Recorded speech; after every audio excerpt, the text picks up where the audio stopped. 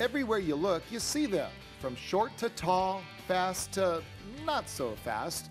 They're out there, runners, especially here in Hawaii, day after day, putting one leg in front of the other. Most of them not even thinking twice about what they're doing, but perhaps they should be.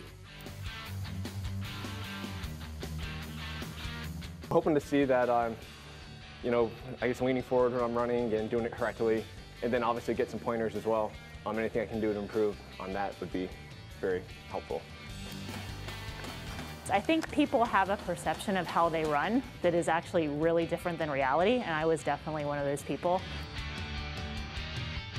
Kim Burnett used to think she ran just fine until she blew up while running the Honolulu Marathon. And it kind of all fell apart at mile 16, and I realized I needed to look into how I was running. I've run for about 10 years, and I've always just kind of run by feel, run fast, and there's a lot more to it than that. Fact is, running isn't exactly the easiest or best thing for the human body, especially if you're doing it wrong. The new JACO Run program being offered by JACO Rehabilitation is designed to get runners to do it right. We saw over the years, we saw a lot of people come in with all kinds of running injuries, and always are the same injuries like plantar fasciitis, IT band syndrome, runner's knee, hip pain, and we started developing this program about 2 years ago to make sure that runners understand how these injuries are happening. JACO says the bulk of the injuries he sees and treats are the result of biomechanics or running efficiencies that cause injury.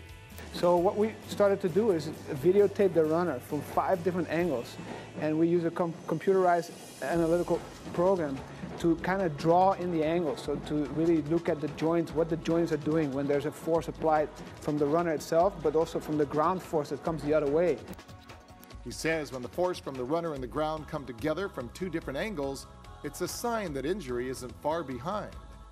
If you have some inefficiencies or imbalances, the joint actually, there's some abnormal motion in the joint. And if you do that over and over again, you actually get an injury. But basically, if you really look at the video, and if you can slow the video down and draw the angles in with the computerized program, you can really look at what's happening. And also, when we show the people the results on the big TV, they can see it themselves.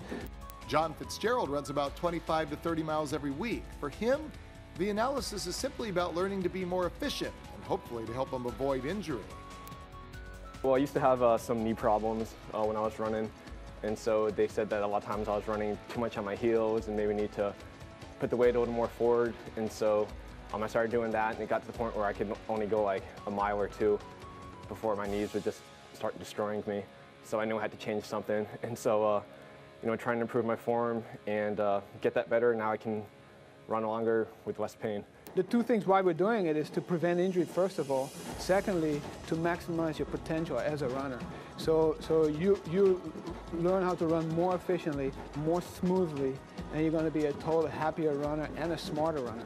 JACO says the running program is a great tool for beginners so that they learn proper form before developing the bad habits.